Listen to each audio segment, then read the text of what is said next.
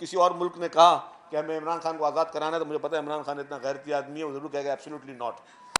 आपका कारोबारी शख्स रिलीफ मांग रहा है, आपका मजदूर रिलीफ मांग रहा है, आपका किसान रिलीफ मांग रहा है, आपका सैलरीड क्लास रिलीफ मांग रहा है, आप उनके लिए क्या प्लान कर रहे हैं? तो मैंने कहा कि जी पाकिस्तान पीपल्स पार्टी की सिंध हुकूमत ने आते ही, जैसे ये हुकूमत आई तो कोशिश की कि जी किसान कार्ड फौरी तौर पर लोगों को देना शुरू करें।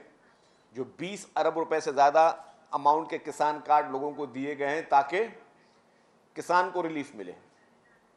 किसान को रिलीफ चाहिए था कि जी किसान का पानी उसको मिले, और पानी के मंसूबे में जब फेडरल गवर्नमेंट ने एक मंसूबे की बात की तो चेयरमैन पाकिस्तान पीपल्स पार्टी बिलावल भुट्टो जरदारी साहब ने अभी कुछ दिन पहले ही एक अपने वीडियो पैगाम के ज़रिए बहुत ही सॉफ्टली वो चीज़ कही कि जी जो भी 91 का जिस तरह अकॉर्ड है या बाकी सारी चीज़ें, तो सूबे के जो वसाइल हैं या सूबे के जो पानी है उसको कोई भी चीज़ जो कि जिस पे कॉन्फ्लिक्ट हो सूबों का आपस में या मुतनाज़ चीज़ें वो ना हो, और हर चीज़ में बातचीत की जाए। जब तक किसी एक सूबे के एतराज़ात हैं तो तब तक उस चीज़ को, उस प्रोग्राम को शुरू ना किया जाए। यही मैसेज सिंध गवर्नमेंट का था, यही मैसेज चेयरमैन साहब का था। तो यही होता है कि हमने उस पर एक मौज़ूब तरीके से पीपल्स पार्टी ने और सिंध हुकूमत ने अपना जो है मैसेज आगे कन्वे किया है। इसी तरीके से फोकस यह है कि जी इस वक्त सोलराइजेशन के ज़रिए किस तरह जब महंगी बिजली है तो गरीब लोगों को मुफ्त में बिजली दी जाए। फिर जो 21 लाख घर का जो वादा है कि 21 लाख घर हर सूरत में हमने उन गरीब लोगों को, जिन लोगों की छतें नहीं हैं, उनको हम 21 लाख घर कैसे कितना जल्दी दे सकते हैं, उसके लिए क्या क्या एफर्ट्स किए जा सकते हैं कि 21 लाख घर लोगों को मुहैया किए जाएं। उसके लिए पाकिस्तान पीपल्स पार्टी की सिंध हुकूमत दिन रात कोशिश कर रही है वो चीज़ें पूरी की जाएँ। फिर हेल्थ सेक्टर में दिन रात कोशिश कर रही है हेल्थ मिनिस्टर साहिबा और उनकी पूरी टीम कि हेल्थ की मज़ीद फैसिलिटीज़ किस तरह दी जाएँ। इसी तरीके से एजुकेशन मिनिस्टर साहब कोशिश कर रहे हैं कि एजुकेशन फैसिलिटीज़ को किस तरह बेहतर किया जाए। जिस तरह इस वक्त अरोड़ यूनिवर्सिटी, ज़ेबिस्ट और बाकी जो यूनिवर्सिटीज़ जिसका जाल बिछाया जा रहा है, तो लोगों को किस तरह आप बेहतर से बेहतर एजुकेशन दे सकें। ट्रांसपोर्ट सेक्टर अपनी कोशिशें कर रहा है कि पहले आपने ईवी बसेस ले आए, आपने उसके बाद आप पिंक बसेस लेकर आए, फिर अब आपकी रेड लाइन बीआरटी पे भी काम चल रहा है, आपकी इस वक्त येलो लाइन बीआरटी पे ईवी टैक्सी शुरू करने जा रहे हैं, पाकिस्तान की पहली ईवी टैक्सी शुरू करने जा रहे हैं। और हम ये चाह रहे हैं कि नौजवान जो इस वक्त बेरोजगार है उसको हुकूमत इस तरीके से हम ऐसी स्कीम लेके आए कि उस नौजवान को हम ईवी टैक्सी का मालिक बनाएं, उसकी अपनी मिल्कियत हो, कुछ पैसे वो डालें, कुछ हम बैंक को इन्वॉल्व करें, कुछ हुकूमत सिंध उसको आगे लेकर चले और हम ईवी टैक्सी का उसको मालिक बनाएं, जिससे वो अपने इज्जत का रोजगार अपने घर वो अपने खुद मुख्तार तरीके से वो कर सके, उसको हुकूमत की तरफ से या कहीं और देखने की कोशिश ना करे। तो ये वो ट्रांसपोर्ट डिपार्टमेंट एक रेवोल्यूशनरी इकदाम लेके आ रहा है कि हम अपने नौजवान को पाकिस्तान की पहली ईवी टैक्सी उसके हाथ में दे, जो कि माहौलियाती दोस्त गाड़ी हो, जिससे उसकी ईंधन का खर्चा कम हो और जिसकी वजह से वो एक इज्जतदार रोजगार अपना कर सके।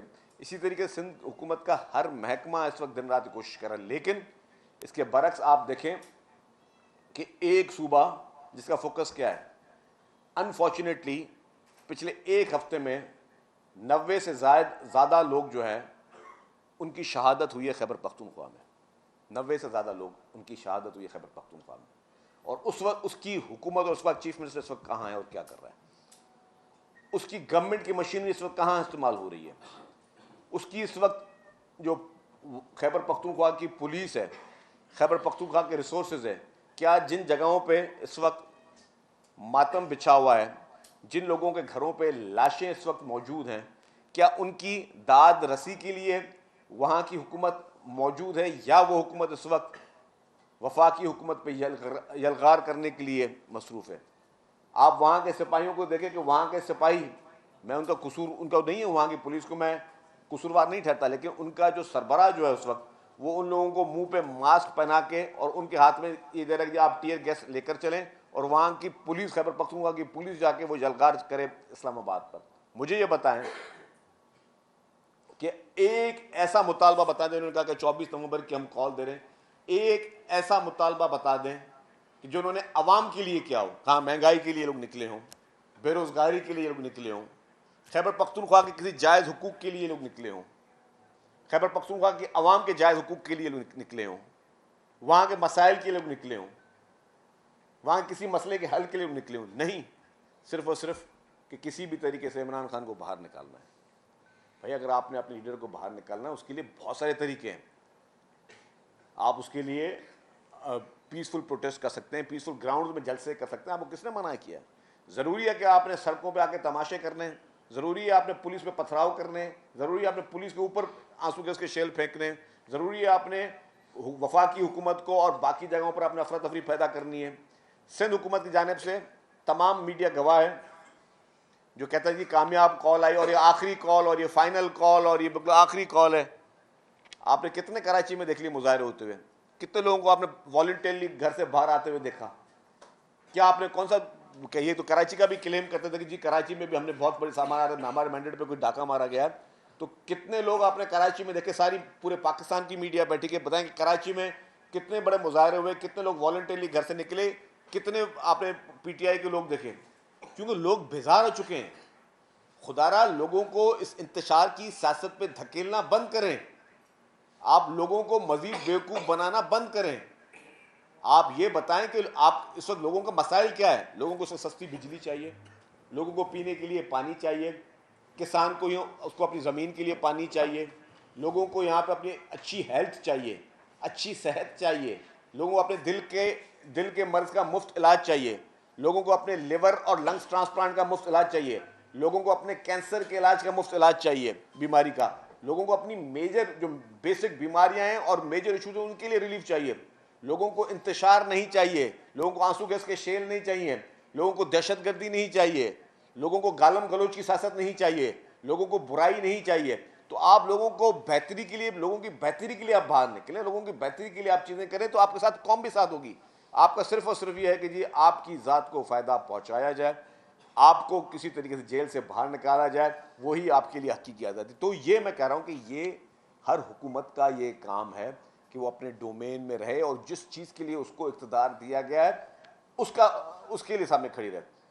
पाकिस्तान पीपल्स पार्टी की लीडरशिप, मोहतरम आसिफ अली जरदारी साहब, मोहतरम फरियाल तालपुर साहिबा, उनको बेगुनाह जेल में डाला गया। तो कितनी दफ़ा आपने देखा कि सिंध की हुकूमत और सिंध का चीफ मिनिस्टर या सिंध के लोग यहाँ से कोई यलगार करके गए हों कि ये हम जुलूस लेकर इस्लामाबाद जा रहे हैं और हम अपनी लीडरशिप को रिहा करवाने जा रहे हैं। कोई एक मुझे मिसाल बता दें। सिंध पीपल्स पार्टी की सिंध हुकूमत थी ना, कोई रेजिस्टेंस हमने की है अपनी गिरफ्तारियों पे? कोई हमने यहाँ से कोई जत्थे लेके गए कि हमने कहा कि जी हम खुदा न खासा रोड ही ब्लॉक करके कर देते हैं, ना कोई इस इधर तो कोई आएगा ना कोई यहाँ से जाएगा?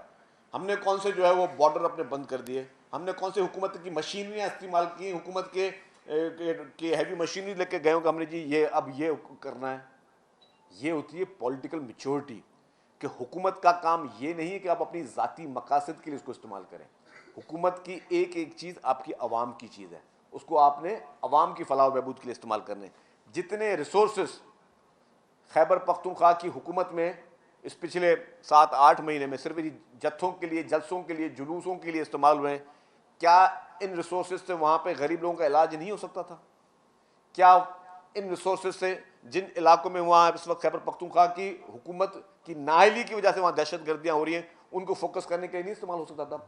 जितनी पुलिस इस वक्त गंडापुर साहब के जुलूस में और जलसों में इस्तेमाल हो रही है, क्या यही फोर्स इस वक्त पारा चनार में या उन इलाकों में नहीं इस्तेमाल की जा सकती थी जहाँ पे लॉ एंड ऑर्डर को बेहतर किया जा सके?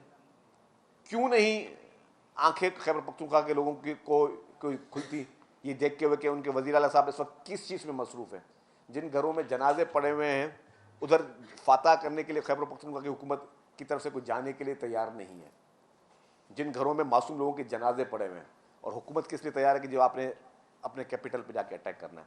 तो मैं ये बात कह रहा था कि ये हम सबका फ़र्ज़ है, सारी हुकूमतों का, कि जो जिसका जो मैंडेट है उस पर वो काम करे। उस मैंडेट के ज़रिए जो हुकूमतें आई हैं वो आवाम को रिलीफ देने के लिए काम करें, वो फालतू चीज़ों की तरफ जो है वो लोगों को आप ना ले जाएं। और आवाम ने इस 24 नवंबर वाली कॉल को जिस बुरी तरीके से रिजेक्ट किया है, मैं और मेरे यहाँ पे जो इतने सहाफ़ी कुछ 40-50 मेरे सामने बैठे हुए हैं, वो सिंध के गवाह हैं। उन्होंने देख लिया कि कोई भी वॉलंटियर आपने सड़क पे नहीं देखा। हाँ ठीक है, जो उनके कोई अहदेदार थे उन्होंने अपने वो गाड़ियाँ भर के जो लेके गए चंद गाड़ियाँ। उसके अलावा यहाँ पे आपने किसी को भी वॉलंटरली किसी शहर में ना कोई रैली देखी, ना कोई जलसा देखा, ना आपने जुलूस देखा। इसका मकसद है कि अवाम बाशऊर हैं और अवाम ने इंतशारी टोले की इस कॉल को रिजेक्ट किया।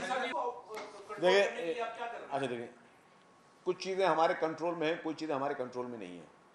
कॉस्ट की एस्केलेशन जो है ना, वो हुकूमत के कंट्रोल में नहीं होती है। वो मतलब हुकूमत के इंडिविजुअल किसी डिपार्टमेंट के हाथ में नहीं है।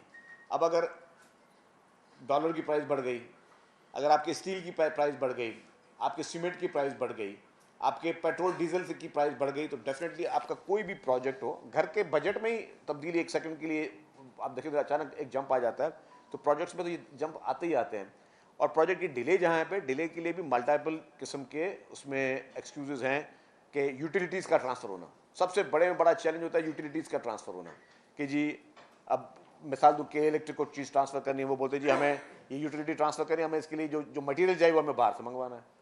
इस तरीके से वाटर बोर्ड ने या ड्रेनेज के लिए कुछ चीज़ ट्रांसफ़र करनी है, पीटीसीएल ने ट्रांसफ़र करनी है, सुई सदन गैस ने ट्रांसफ़र करनी है, इसी तरीके से ऑप्टिकल फाइबर जो है उनको ट्रांसफ़र करनी है, कोई और बड़ा मंसूबा है। तो ये अनफॉर्चुनेटली जितने भी अर्बन एरियाज़ होते हैं ना, वहाँ पे काम करना मुश्किल होता है। हाँ, जहाँ पे रूरल एरियाज़ हैं या जो लेस डेवलप्ड कहीं कोई और ऐसा का इलाका है, तो वहाँ ये आप टाइमली प्रोजेक्ट कंप्लीट कर सकते हो, क्योंकि वहाँ पे आपको इस तरह के चैलेंजेस नहीं आते। और कॉस्ट एस्केलेशन के क्योंकि अभी ऑनगोइंग प्रोजेक्ट्स हैं, तो एग्जैक्टली कॉस्ट की भी नहीं, क्योंकि जहाँ पे फॉरेन फंडेड प्रोजेक्ट्स हैं, चाहे वो एशियन डेवलपमेंट बैंक की मदद से हम बना रहे हो या हम वर्ल्ड बैंक की मदद से बना रहे हो, उसके लिए फिर हमें एक्निक में भी जाना पड़ता है और फिर वहाँ से भी अप्रूवल आता है कि ठीक है, जो कॉस्ट एस्केलेशन अगर कोई कॉन्ट्रैक्टर आपके पास डिमांड कर रहा है तो क्या वो जस्टिफाइड है या नहीं है।